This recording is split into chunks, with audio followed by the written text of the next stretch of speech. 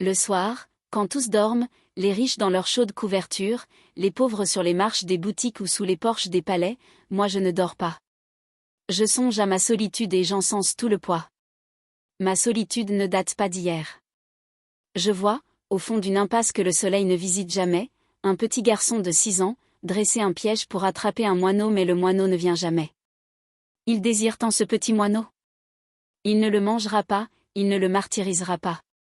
Il veut en faire son compagnon. Les pieds nus, sur la terre humide, il court jusqu'au bout de la ruelle pour voir passer les ânes et revient s'asseoir sur le pas de la maison et attendre l'arrivée du moineau qui ne vient pas. Le soir, il rentre le cœur gros et les yeux rougis, balançant au bout de son petit bras, un piège en fil de cuivre. Nous habitions Dar Chouafa, la maison de la voyante. Effectivement, au rez-de-chaussée, habitait une voyante de grande réputation. Des quartiers les plus éloignés, des femmes de toutes les conditions venaient la consulter. Elle était voyante et quelque peu sorcière. Adepte de la confrérie des Gnawa, gens de Guinée, elle s'offrait, une fois par mois, une séance de musique et de danse nègre. Des nuages de benjoin emplissaient la maison et les crotales et les guimbris nous empêchaient de dormir, toute la nuit. Je ne comprenais rien aux rituels compliqués qui se déroulaient au rez-de-chaussée. De notre fenêtre du 2e étage, je distinguais à travers la fumée des aromates les silhouettes gesticulées. Elles faisaient tinter leurs instruments bizarres. J'entendais des you-you. Les robes étaient tantôt bleu ciel, tantôt rouge sang, parfois d'un jaune flamboyant. Les lendemains de ces fêtes étaient des jours mornes, plus tristes et plus gris que les jours ordinaires. Je me levais de bonne heure pour aller au MCID, école coranique située à 2 pas de la maison. Les bruits de la nuit roulaient encore dans ma tête, l'odeur du benjoin et de l'encens m'enivrait. Autour de moi, rôdaient les genoux, les démons noirs évoqués par la sorcière et ses amis avec une frénésie qui touchait au délire. Je sentais les genoux me frôler de leurs doigts brûlants, j'entendais leur rire comme par les nuits d'orage. Mes index dans les oreilles, je criais les versets tracés sur ma planchette avec un accent de désespoir. Les 2 pièces du rez-de-chaussée étaient occupées par la Chouafa principale locataire. Au 1er étage habitaient Driss El Awad, sa femme Rama et leur fille d'1 an plus âgée que moi. Elle s'appelait Zineb et je ne l'aimais pas. Toute cette famille disposait d'une seule pièce, Rama faisait la cuisine sur le palier. Nous partagions avec Fatma Bzouya le 2e étage. Nos 2 fenêtres faisaient vis-à-vis et donnaient sur le patio, un vieux patio dont les carreaux avaient depuis longtemps perdu leurs émaux de couleur et qui paraissait pavé de briques. Il était tous les jours lavé à grande eau et frotté au balai de Doum. Les genoux aimaient la propreté.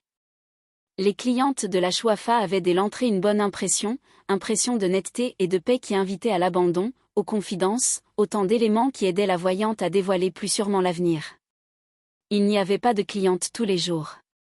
Aussi inexplicable que cela puisse paraître, il y avait la morte saison. On ne pouvait en prévoir l'époque. Brusquement, les femmes cessaient d'avoir recours à des filtres d'amour, se préoccupaient moins de leur avenir, ne se plaignaient plus de leur douleur des reins, des omoplates ou du ventre, aucun démon ne les tourmentait. La Chouafa choisissait ces quelques mois de trêve pour s'occuper de sa santé propre. Elle se découvrait des maux que sa science ne pouvait réduire. Les diables l'hallucinaient, se montraient exigeants quant à la couleur des cafetans, l'heure de les porter, les aromates qu'il fallait brûler dans telle ou telle circonstance. Et dans la pénombre de sa grande pièce tendue de cretonne, la Chouafa gémissait, se plaignait, conjurait, se desséchait dans des nuages d'encens et de benjoin. J'avais peut-être 6 ans. Ma mémoire était une cire fraîche et les moindres événements s'y gravaient en images ineffaçables. Il me reste cet album pour égayer ma solitude, pour me prouver à moi-même que je ne suis pas encore mort. À 6 ans j'étais seul, peut-être malheureux, mais je n'avais aucun point de repère qui me permît d'appeler mon existence, solitude ou malheur. Je n'étais ni heureux, ni malheureux. J'étais un enfant seul. Cela, je le savais. Point farouche de nature, j'ébauchai de timides amitiés avec les bambins de l'école coranique, mais leur durée fut brève. Nous habitions des univers différents. J'avais un penchant pour le rêve. Le monde me paraissait un domaine fabuleux, une féerie grandiose où les sorcières entretenaient un commerce familier avec des puissances invisibles. Je désirais que l'invisible m'admît à participer à ces mystères.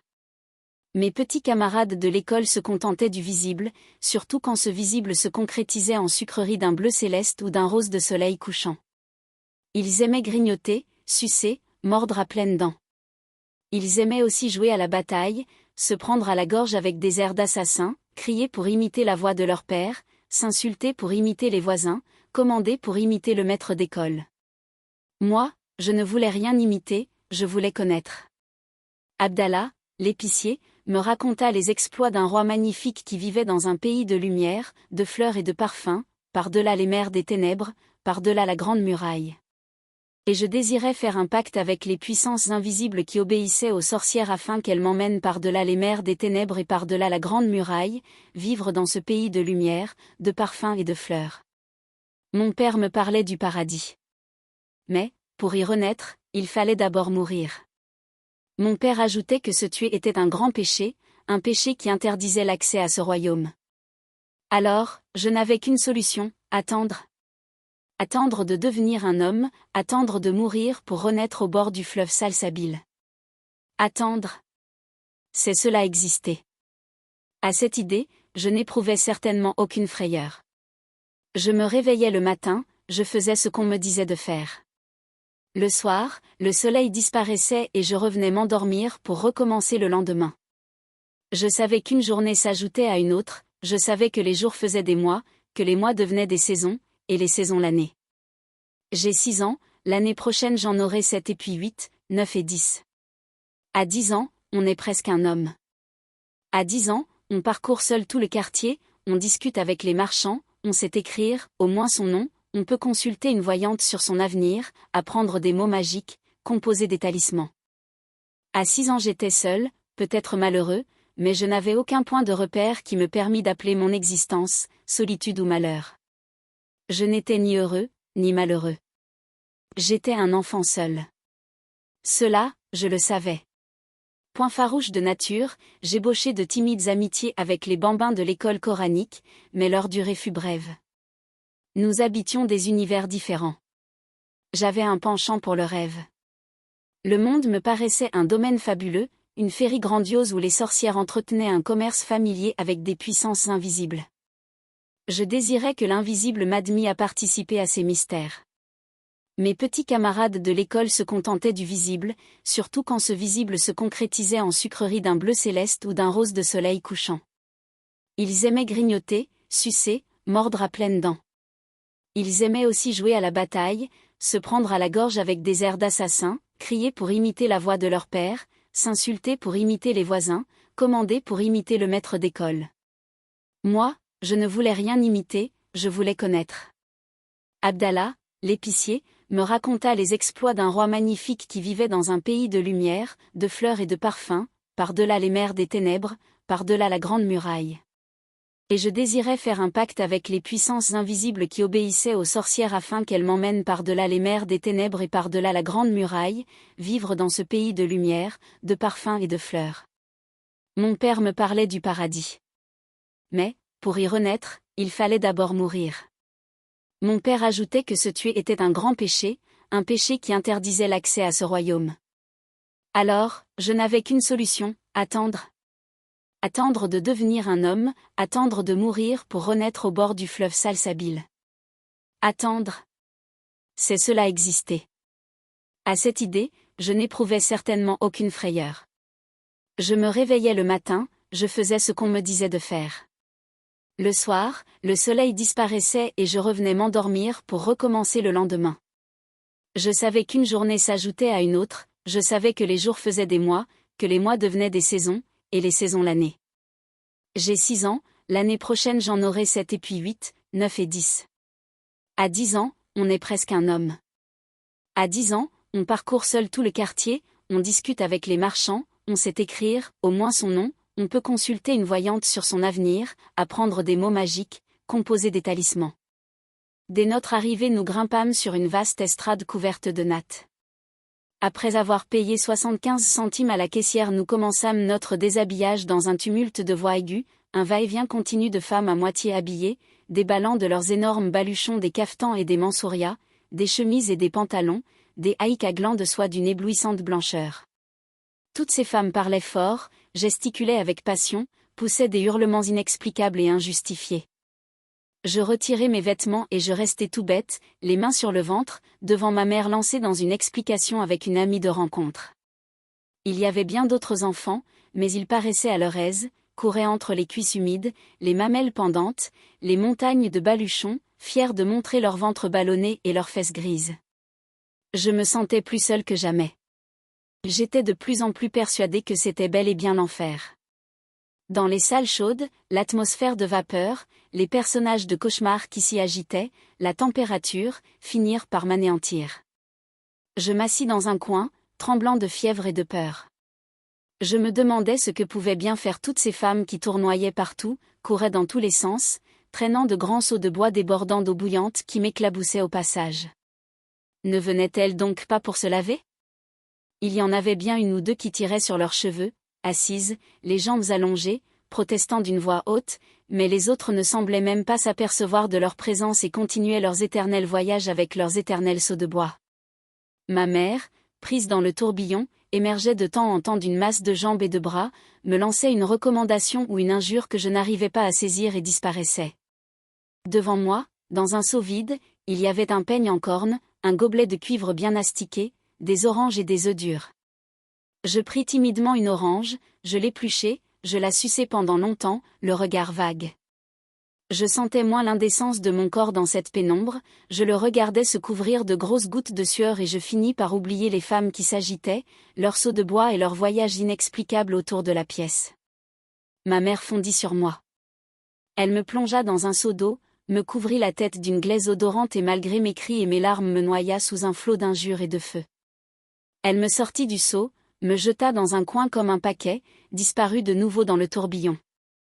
Mon désespoir dura peu, je plongeai la main dans le seau à provisions et je pris un œuf dur, gourmandise dont j'étais particulièrement friand.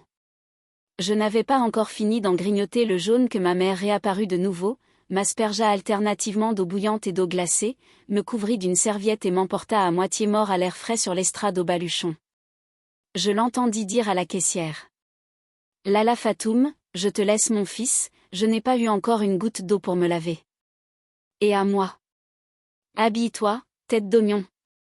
Voici une orange pour t'occuper. » Je me trouvais seule, les mains croisées sur mon ventre en flammes, plus bête que jamais au milieu de toutes ces inconnues et de leurs fastueux baluchons. Je m'habillai. Ma mère vint un moment m'entourer étroitement la tête dans une serviette qu'elle me noua sous le menton, me munit de toutes sortes de recommandations et s'engouffra dans les salles chaudes par cette porte qui me faisait face et d'où s'échappaient toutes sortes de rumeurs. J'attendis sur l'estrade jusqu'au soir. Ma mère finit par venir me rejoindre, l'air épuisé, se plaignant de violents maux de tête. Heureusement pour moi, ces séances de bain étaient assez rares. Ma mère ne voulait point s'embarrasser de l'enfant empoté et maladroit que j'étais. Pendant son absence, j'étais livrée à mes timides fantaisies. Je courais pieds nus dans le derbe, imitant le pas cadencé des chevaux, je hennissais fièrement, envoyais des ruades. Parfois, je vidais simplement ma boîte à merveilles par terre et j'inventoriais mes trésors. Un simple bouton de porcelaine me mettait les sens en extase. Quand je l'avais longtemps regardé, j'en caressais des doigts la matière avec respect. Mais il y avait dans cet objet un élément qui ne pouvait être saisi ni par les yeux, ni par les doigts, une mystérieuse beauté intraduisible. Elle me fascinait.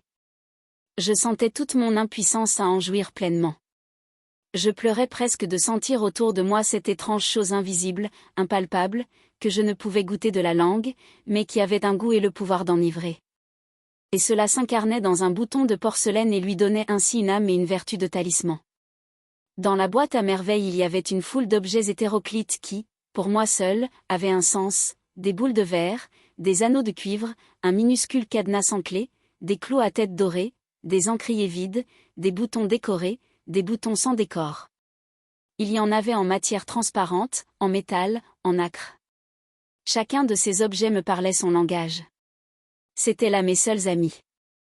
Bien sûr, j'avais des relations dans le monde de la légende avec des princes très vaillants et des géants au cœur tendre, mais ils habitaient les recoins cachés de mon imagination. Quant à mes boules de verre, mes boutons et mes clous, ils étaient là, à chaque instant, dans leur boîte rectangulaire, prêts à me porter secours dans mes heures de chagrin. Le lendemain du bain, ma mère ne manquait pas de raconter la séance à toute la maison, avec des commentaires détaillés où abondaient les traits pittoresques et les anecdotes. Elle mimait les gestes de telle shérifa connue dans le quartier, la démarche de telle voisine qu'elle n'aimait pas, parlait avec éloge de la caissière ou se révoltait contre les masseuses, ces entremetteuses, mères des calamités, qui escroquaient les clientes sans leur apporter la moindre goutte d'eau. Le bain-mort était naturellement le lieu des potins et des commérages. On y faisait connaissance avec des femmes qui n'habitaient pas le quartier.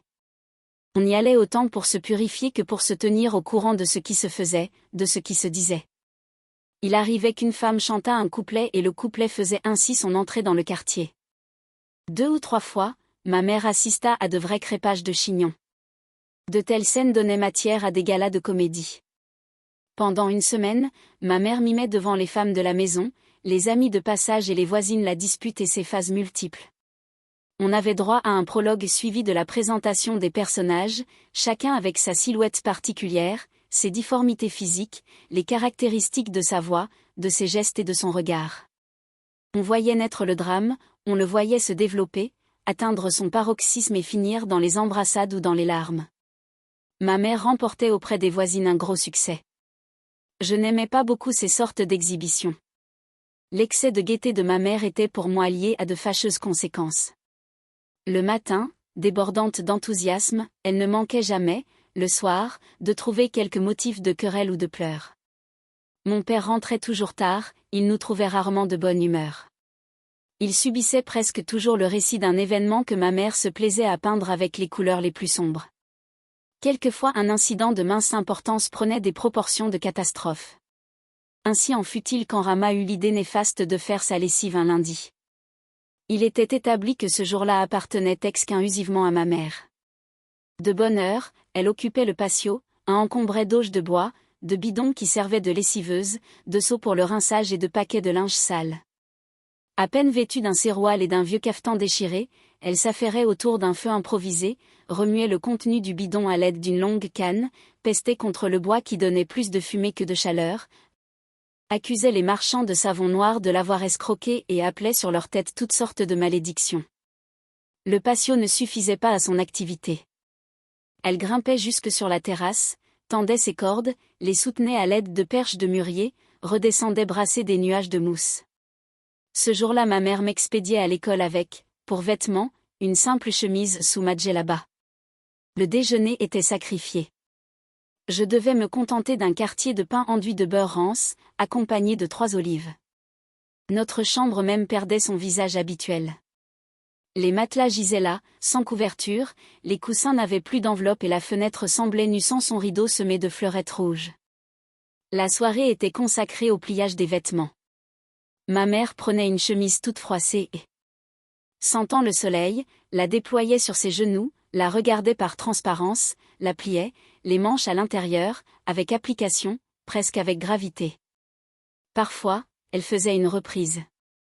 Elle n'aimait guère la couture et moi-même, je préférais la voir tirer sur ses cardes ou tourner son rouet. L'aiguille, instrument particulièrement citadin, représentait à mes yeux un symbole de mollesse. Il était de tradition dans notre famille que le métier féminin noble par excellence consista à travailler la laine. Manier l'aiguille équivalait presque à un reniement.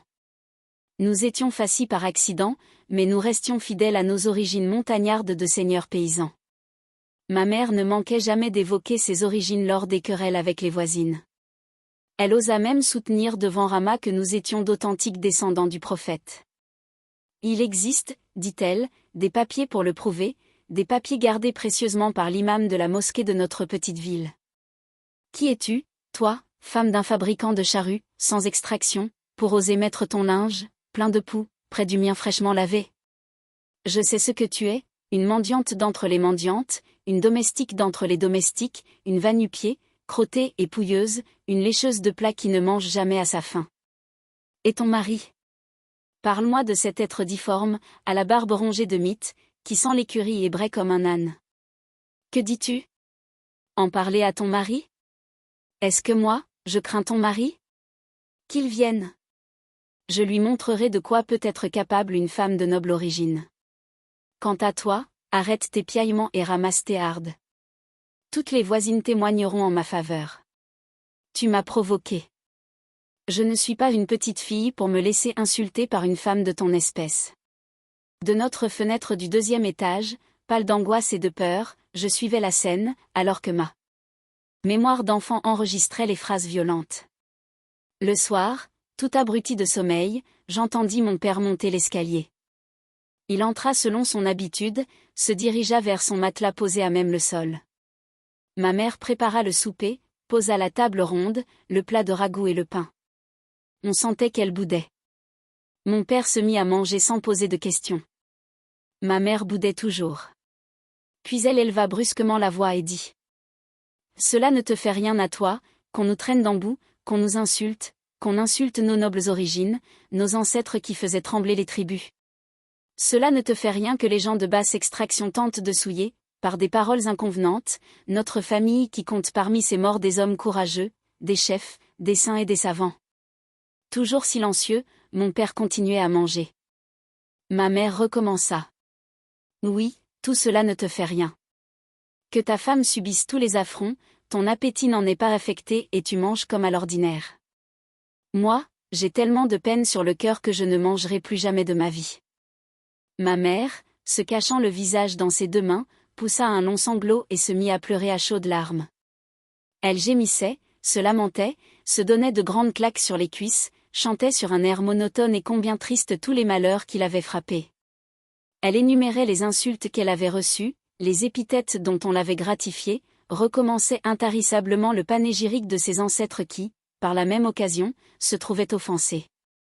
Mon père, rassasié, but une gorgée d'eau, s'essuya la bouche, tira à lui un coussin pour s'accouder et demanda : « Avec qui t'es-tu encore disputé ? » La phrase eut sur ma mère un effet magique. Elle cessa de pleurer, releva la tête et, avec une explosion de fureur, s'adressa à mon père. Mais avec la gueuse du 1er étage, la femme du fabricant de charrues. Cette dégoûtante créature a souillé mon linge propre avec ses guenilles qui sentent l'étable. Elle ne se lave jamais d'ordinaire, elle garde ses vêtements 3 mois, mais pour provoquer une querelle, elle choisit le lundi, mon jour de lessive, pour sortir ses haillons. Tu connais ma patience, je cherche toujours à aplanir les difficultés, je ne me départis jamais de ma courtoisie coutumière, je tiens cela de ma famille, nous sommes tous polis. Les gens qui nous provoquent par des paroles grossières perdent leur temps. Nous savons conserver notre calme et garder notre dignité. Il a fallu cette pouilleuse. La voix de Ramatro à la nuit. Pouilleuse. Moi. Entendez-vous, peuple des musulmans ? La journée ne lui a pas suffi, les hommes sont maintenant dans la maison et pourront témoigner devant Dieu qui de nous 2 a dépassé les limites des convenances. Ce qui se passa après ne peut être décrit par des mots. Ce furent d'abord des cris aigus et prolongés, des vociférations, des sons sans suite et sans signification. Chacune des antagonistes, penchée hors de sa fenêtre, gesticulait dans le vide, crachait des injures que personne ne comprenait, s'arrachait les cheveux. Possédée du démon de la danse, elle faisait d'étranges contorsions. Voisins et voisines sortirent de leur chambre et mêlèrent leurs cris aux cris des furies. Les hommes, de leur voix grave, les exhortaient au calme, insistaient pour qu'elles maudissent solennellement Satan, mais ces sages conseils les excitaient davantage. Le bruit devint intolérable. C'était une tempête, un tremblement de terre, le déchaînement des forces obscures, l'écroulement du monde. Je n'en pouvais plus. Mes oreilles étaient au supplice, mon cœur dans ma poitrine heurtait avec force les parois de sa cage. Les sanglots m'étouffèrent et j'écroulai aux pieds de ma mère, sans connaissance.